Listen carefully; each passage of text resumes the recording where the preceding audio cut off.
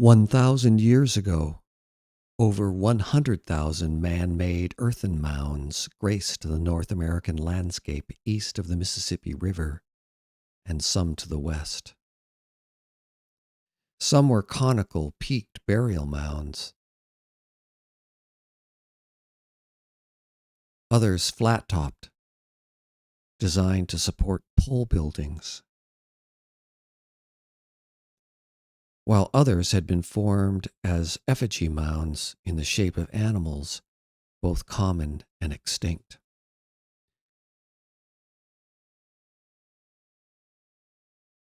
Many smaller mounds had been placed carefully, oriented so as to determine the timing of celestial events, like many prehistoric megalithic structures worldwide.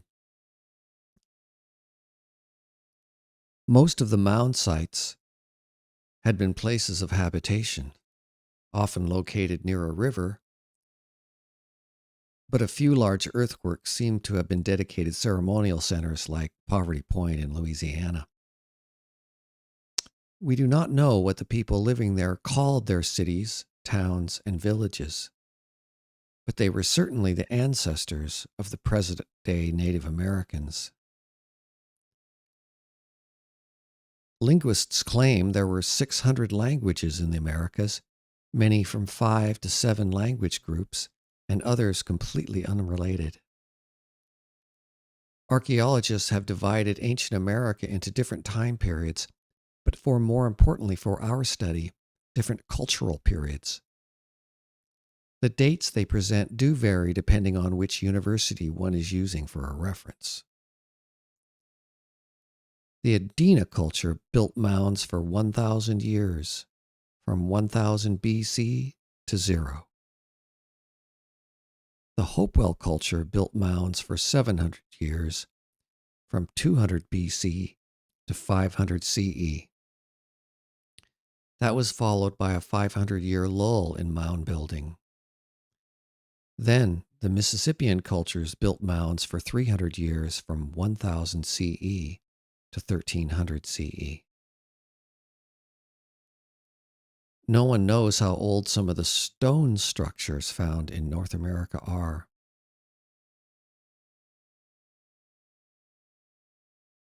But they claim the building of earthen mounds began with the Adena culture in roughly 1000 BC. That date could be considered questionable because of earlier sites.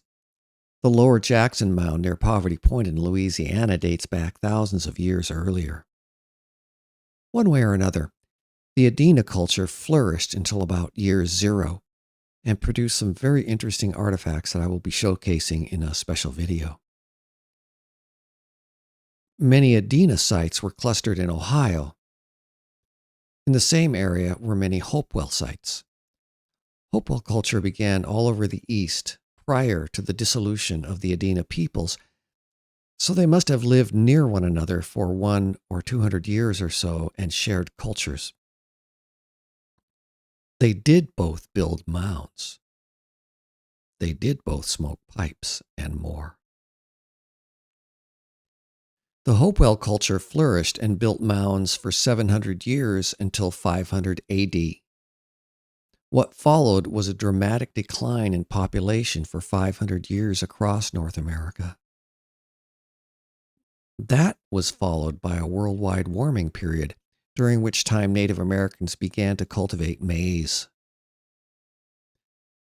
Finally, mound building began again in 1000 CE. Eventually, Cahokia, Illinois boasted a population of over 20,000 people during what the archaeologists call the Mississippian period, which flourished for 300 years. The reason for the demise of the Mississippian period remains a mystery, one that has fomented plenty of speculation. In Moundville, Alabama, and Cahokia, people began to leave in about 1300 and had completely abandoned the sites as habitations by 1400. In fact, all of the mound sites, thousands of them, were abandoned at that same time. Further, it seems The larger places of habitation were abandoned all across North America during that period as well. We shall be delving into this mystery in another special video.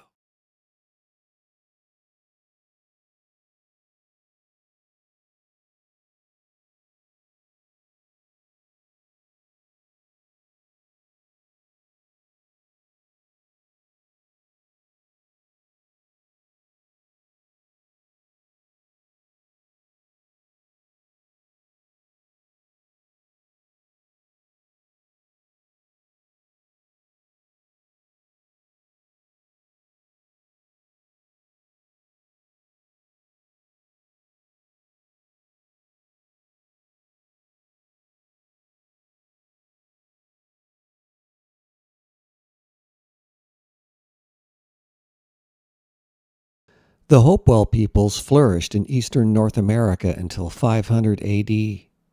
Then something occurred, flinging the culture into a dramatic decline. 400 years later, the Mississippian peoples began growing maize, and by 1000 AD, the building of mounds resumed. Their culture flourished until 1300, until they suddenly went into decline as well. 500 AD and 1300 AD. So what happened to those people? Many years later, following the American Revolution, the Ohio Company was formed with the intention of settling what was known at the time as the Northwest Territory.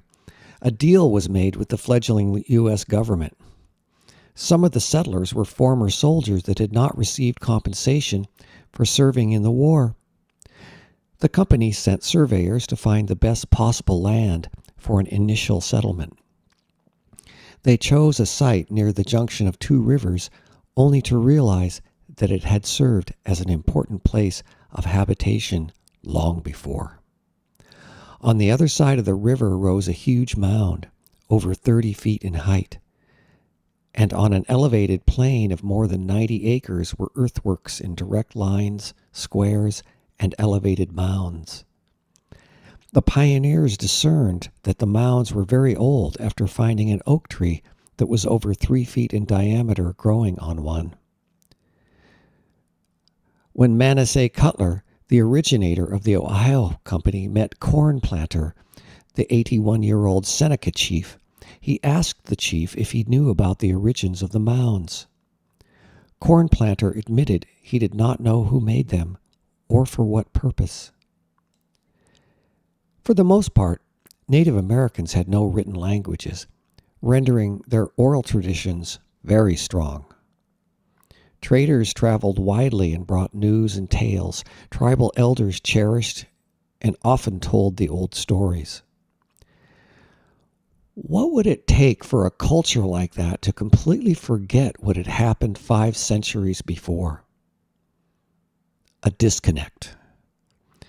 Perhaps an extreme event occurred where so many died that they simply did not pass on the history. We will examine both events, but let's begin with the Hopewell. First, it seems like anywhere one looks in the world in the 6th century, trees were struggling. Tree ring data from 535 AD shows evidence of a volcanic eruption. 536 shows signs of frost damage and extreme cold. And again in 541.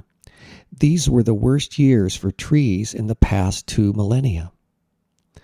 Also, data derived from Antarctic ice cores showed the same thing and spread out over a longer period. Arctic ice core samples were not as definitive, but still showed some signs of the events. All around the world, reports from reputable sources yield tales that resonate. The sun becoming dark for 18 months, drought and extreme cold, crops failing. The largest metropolis in Mesoamerica, Teotihuacan, was abandoned in the mid-6th century. The bones from the babies and children show signs of bacterial infection and extreme malnutrition, most likely from unsanitary conditions in the city due to drought and lack of food. To the east, the Yucatan experienced a 30-year drought. The cities there, like Palenque, were abandoned. I've been there. In Constantinople, the plague of Justinian, the first bubonic plague, occurred at the same time from 541 to 549. Infected with the bacterium Yersinia pestis, the fleas could not digest their food and became ravenous, willing to jump on anything. It has been suggested that their lack of ability to digest their food was exacerbated by the cold weather, but due to the presence of extreme levels of sulfates in the atmosphere. A compelling amount of circumstantial evidence suggests that the volcano Krakatoa erupted with extreme violence in 535 AD, sending a shock wave that was heard and recorded in annals in southern China. The island of Java was split in two. Other volcanic eruptions occurred during that same period worldwide, including possibly Katla in Iceland, Ilopango in El Salvador, and an eruption north of Naples, Italy. Researchers have studied this period extensively, but many try to focus on the culprit being one single volcano. Volcanoes spew out various different substances, but the most common theme is sulfur. The formal term used is total global stratospheric volcanic sulfate aerosol injection. When this occurs on a large scale, the planet becomes blanketed with a sulfur-laden cloud of extremely fine particles that stay aloft. The report of 18 months of darkness was from Rome. The Dark Ages, indeed. Temperatures drop dramatically, and a chain of events are instigated that last for years. Ocean currents are altered. El Niño and El Niña events occur in multiples. Rainfall is sporadic. Interestingly, this is the age of King Arthur, who, according to the late Sir Lawrence Gardner, was born in 559 and died in 603. I consider Gardner the ultimate authority on this subject. It looks like Arthur was dealing with the ramifications of these events, the past plague, the poor agriculture, and the aggressive migration of hungry peoples. In the legends of the period, they claim the English forests were cold and dark, and nothing was growing. Now let's shift to the end of the Mississippian cultures in about 1300. Once again, there were a series of volcanic events. In 1227, 1258, 1275, and 1284. The biggest of these was Somalas in 1258. This chart shows drought conditions 5 years after the Somalas eruption. The driest area was the 50-degree north to 80-degree north latitude belt. But the American southeast remained consistently dry, while the typically dry southwest and Mexico received rain. Here is the stratospheric sulfate injection chart from that period. It's pretty clear here that it was not one eruption, but many in a group. 600 years later, the Tambora event appears to be a grouping as well. The 600 number is significant, as we shall see. Two related events need to be mentioned. One was what they call the Great Drought from 1276 to 1299 AD, parching the land from Oregon to the Atlantic for 23 years. Also, in 1342, the second bubonic plague reared its ugly head again in Europe and the Mediterranean. In 2011, I wrote and published the book Solar Flare Survival under a pen name Mark Remillard.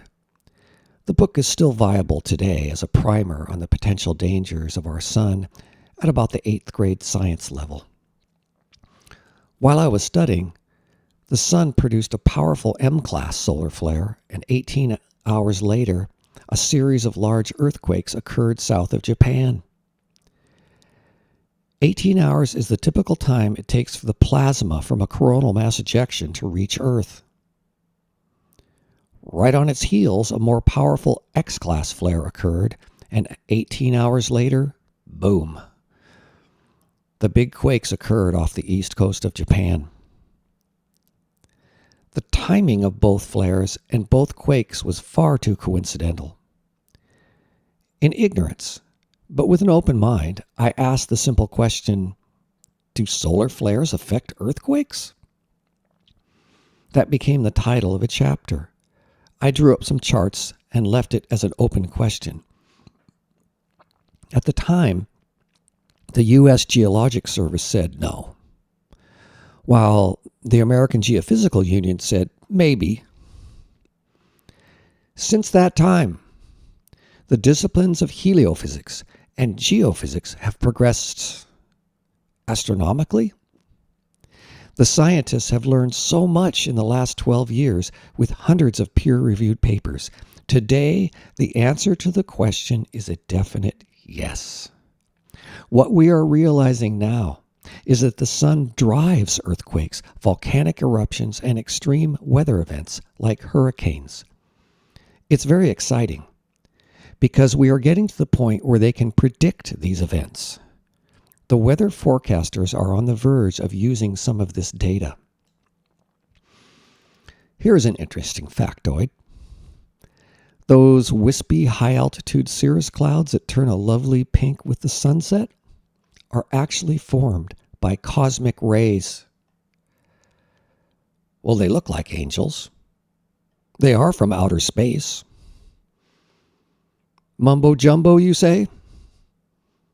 I like mumbo jumbo, but not today. This is science, folks, and once again, all of the peer-reviewed papers. Solar forcing is a broad-spectrum term used to describe the pressure the sun throws at the planets in the form of ultraviolet, infrared, X-rays, ion plasma, dust, and more, and in extreme events, rocks. Every element on the periodical chart is on the sun. Many of the climate scientists consider solar forcing to be a small, consistent amount the Earth receives every day, and include it as merely a minor factor in their models. A consistent amount? Wrongo in the Congo. Look at the chart. Now, a 2022 Japanese peer-reviewed study shines a possible light on our question, why did folks abandon their homes in America in the 14th century? The abstract begins like this. Carbon-14 in tree rings have suggested there have been multiple solar proton events in the past. In this paper, we report that large solar proton events had occurred in 1261 AD, 1268, and 1280 before the onset of the Wolf minimum based on high-precision carbon-14 analysis. It is suggested that they occurred during the transition time of solar activity into a deep minimum, unquote. What they are talking about is evidence that epic solar storms precede grand solar minimums. In this case, the Wolf grand solar minimum. Okay, I'm sure you are aware of the 11-year solar cycles. Within each cycle, the sun presents a maximum and a minimum of sunspots. At the end of each cycle, the sun does a polarity flip. That's right. Also, there are the grand solar cycles of about 400 years. This chart pretty much says it all. Notice how it's all in cycles? Waveforms, just like the rest of nature. But the key here in the Japanese study is those numbers, 1261, 1268, and 1280. These are the same numbers as in the sulfite injection chart, but from a completely different study with slight variations, 1227, 1258, 1275, and 1284. In other words, what it looks like is that powerful solar events and volcanoes had occurred at the same time, and certainly in the same time period. But why are they grouped like that? Why do they occur in cycles? Here is one way to look at it.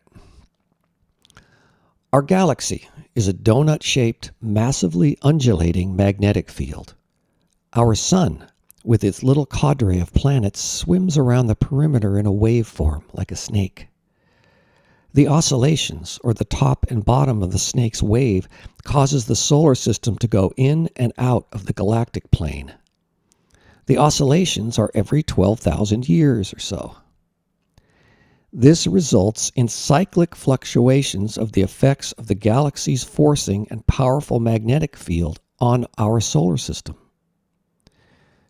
The most dramatic events do occur on 12,000-year cycles. The ice ages happen like clockwork. Within the 12,000 are the harmonics of the cycle, which tend to produce events of less power depending on the harmonic. The 6,000-year event has been called the Noah event, but now they're calling it the China event because of a discovery there. Then the 1,500-year and the 600-year event that we call the Little Ice Age. There's that 600 number. The beginning of those little ice ages, shall we say, can happen very rapidly, and that is what looks like caused the demise of both the Hopewell folks and the Mississippian culture. And with that, I bid you a good evening. Bonsoir, mon ami.